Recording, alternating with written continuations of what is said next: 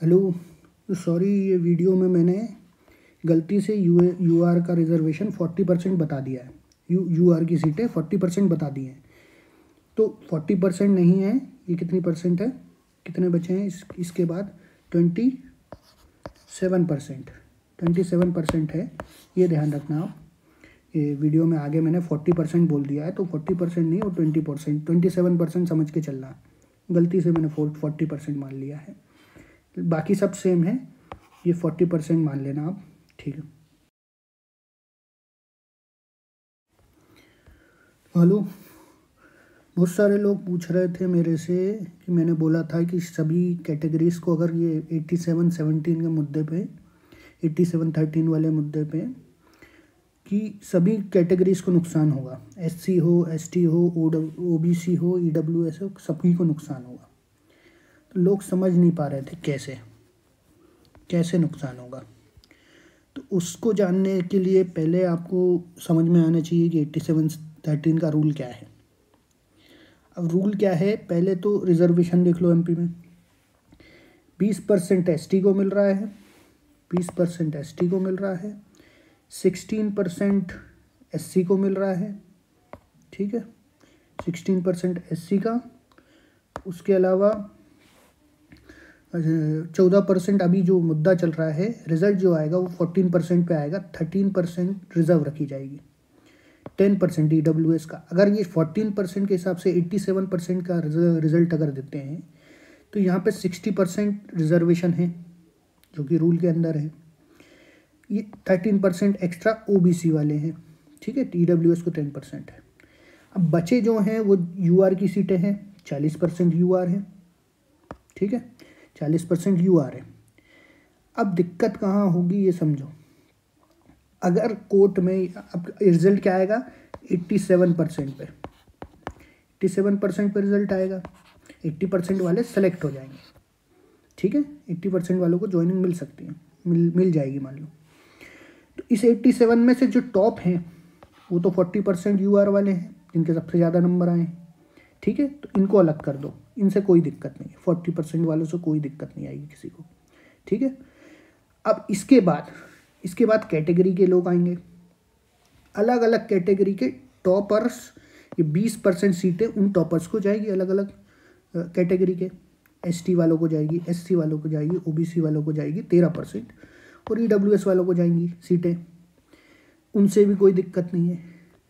अगर कोर्ट में ये डिसीजन आता है कि 13% OBC को दिया जाए एक्स्ट्रा, तो OBC की लिस्ट वाले में जो आए हैं वो सेलेक्ट हो जाएंगे, उससे भी कोई दिक्कत नहीं है जी। यहाँ जहाँ तक OBC को रिजर्वेशन सेम दिया जाता है, तो उससे कोई प्रॉब्लम नहीं आएगी। प्रॉब्लम कहाँ आएगी, अगर OBC वाले, ये सरकार केस हार जाती है OBC वाला। अब 13% जो एक्स्ट्रा रिजर्व लिस्ट बनेगी UR वालों की, मतलब UR में, अब उनमें कौन लोग आएंगे? लोग कहते हैं क्योंकि UR सीट तो सभी के लिए होना चाहिए, ओपन होना चाहिए, लेकिन वैसा होगा नहीं। क्यों नहीं होगा उस UR लिस्ट में? क्योंकि 40% के बाद आने वाले जो भी लोग हैं, 40% के आगे जिनके कम नंबर आए 40% से, इन 40% लोगों से, UR वालों से, क्योंकि UR की कट ऑफ ऊपर ही रहती है हमेशा, UR वालों से कम नंबर आए हैं, तो वो लोग तो, अगर वो कैटेगरी से हैं, अगर किसी रिजर्व कैटेगरी से हैं, तो वो तो इसमें चले गए टॉपर, जिनके नंबर अच्छे आए हैं। तो इनसे अच्छे नंबर या इनके बराबर या इनसे अच्छे नंबर किनके आए होंगे? केवल UR वालों के, क्योंकि उन्हीं का सिलेक्शन नहीं हुआ है, क्योंकि UR का कट ऑफ ऊपर रहता है। तो ST, SC, OBC और UR के कट ऑफ वाले जितने भी, उनके बीच में जिनके नंबर आए, जो कि UR में सेलेक्ट नहीं हो पाए 40% के कारण, लेकिन अगर SC, ST या OBC में होते तो वो सेलेक्ट हो जाते, ठीक है। ST, SC में ज़्यादा, OBC में थोड़ा कम, ठीक है।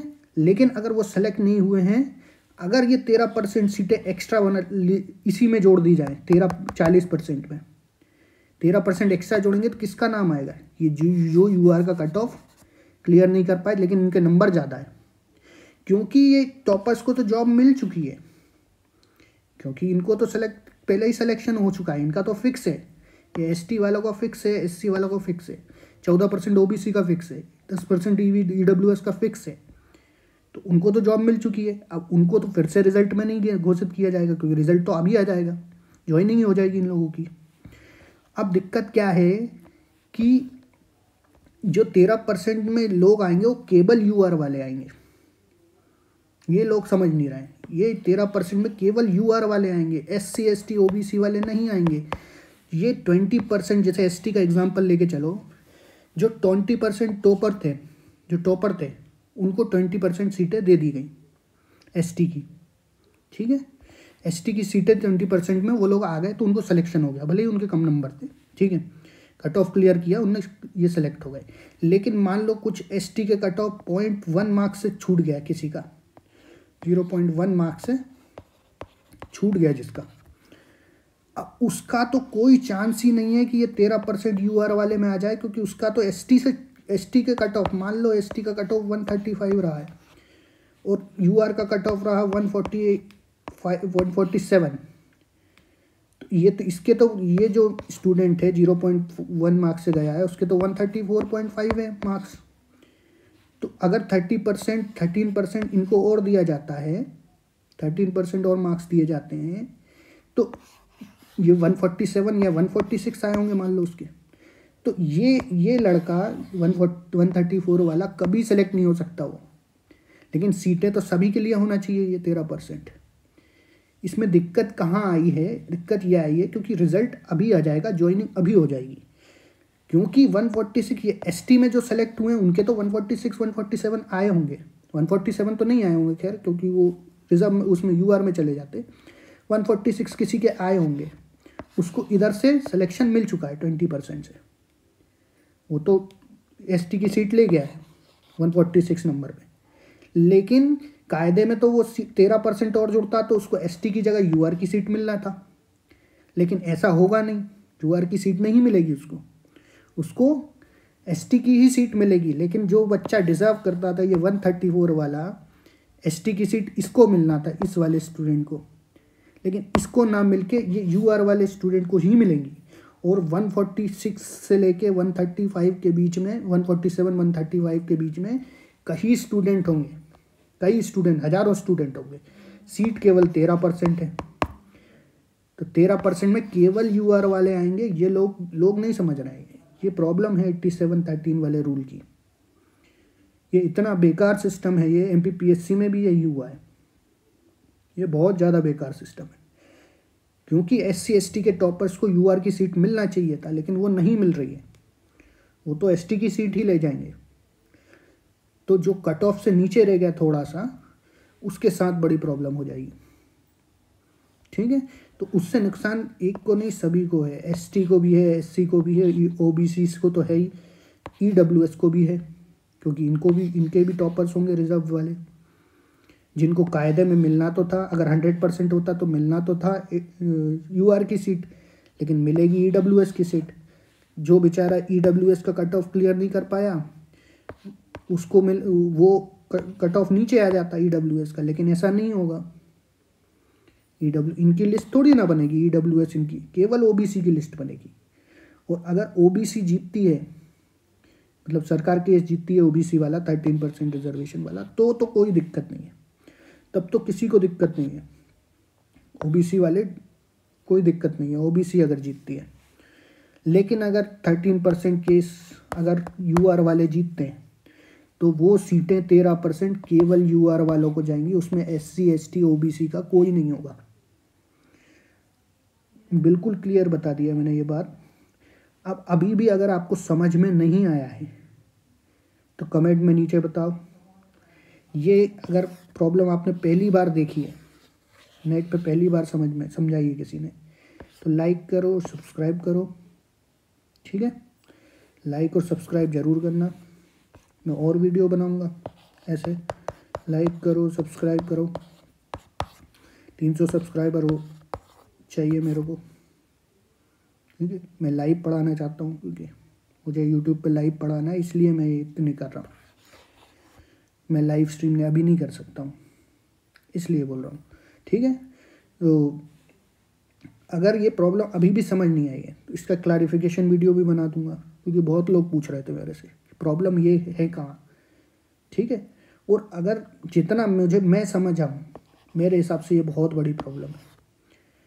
और अगर आपको लगता है कि आप ये प्रॉब्लम बिल्कुल नहीं है, तो आप मुझे समझा दें कि कैसे नहीं है ये प्रॉब्लम।